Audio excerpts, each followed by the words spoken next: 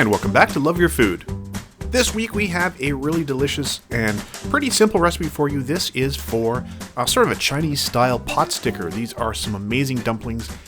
We didn't make our own dumpling skins for these. We used pre-made ones for this one. And it's going to be part of another recipe next week for some steam buns, but let's get going with our ingredients. So we're going to be using some ground pork, some dumpling skins, some cabbage. We're using an Asian flat cabbage, some shiitake mushrooms, some ginger and an egg, some dried chili pepper, garlic, some celery, some green onion, and we're also going to be using a little bit of soy sauce and some sesame oil. Now, some of these are going to be used in the second part of the recipe for the steamed buns that are going to be used next week, but we're going to start off with making the filling for these pot stickers first. So the first thing we're going to do is shred up the cabbage, and we want it pretty small. For the little pot sticker dumplings, we don't want big pieces of stuff, so we want everything to be pretty small in the final result. Now, a lot of these things will cook down as well, but we want it to be small to start with, because really important when you're making the dumplings that you don't overstuff them. So starting off by getting everything pretty fine. Once you've got your cabbage chopped, we're going to add that to our ground pork.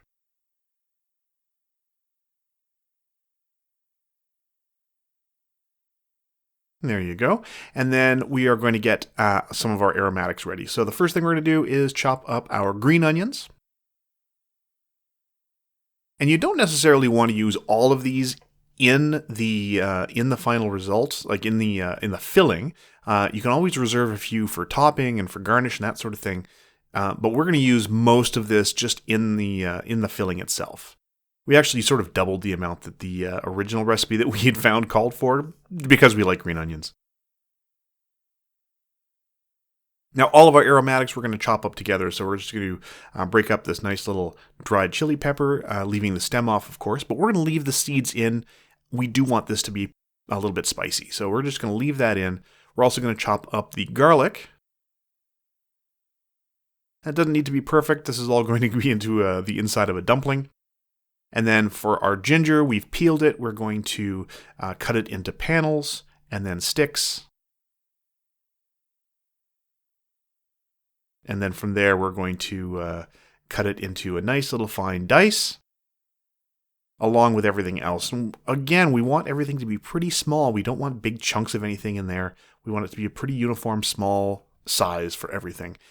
So you can see all of our nice aromatics, the garlic, the ginger, the hot pepper, everything together in there. We are just going to add that into our mix in here.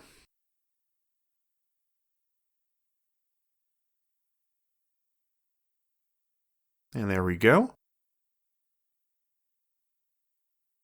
And then we're going to add some liquids. We have a bit of sesame oil and a little bit of soy sauce. All of the amounts will be in the description below. And there we go with our soy sauce. And from here, we're just going to mix this up. This is pretty much ready. Now, you do want to let it sit for a little while. You want it to be cool, not necessarily cold, but cool before you work with it. It doesn't need to be fresh out of the fridge, but you don't want it to be really, really warm. Here we're going to add our egg and mix everything together so that it sort of binds a little bit. And you can do this with a fork if you're not comfortable doing it with your hands, but it is a lot easier if you're just using your hands to mix everything together. Make sure it's all well combined in the bowl. And again, you do want to set that aside for just a little while. Now, what Chef Caleb here is going to do is he's going to divide this into half, and half he's going to use in this recipe, and half he's going to use with a couple of additions for our steam buns next week, so stay tuned for that recipe as well. And from here, we're just going to fill these up. So we let that cool for a little while. Just sat in the fridge for about half an hour. You want to get a little bit of liquid, a little bit of water on the outside of the dumpling skin, and that'll help it seal together. It'll help it stick to itself.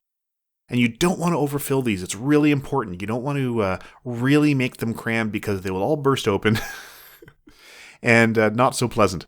But to get that interesting crimped look, you just give it a little fold with your fingers. It's going to sort of naturally curve as you do that. So just let it in your hand. Just let it curve. That helps it stand up.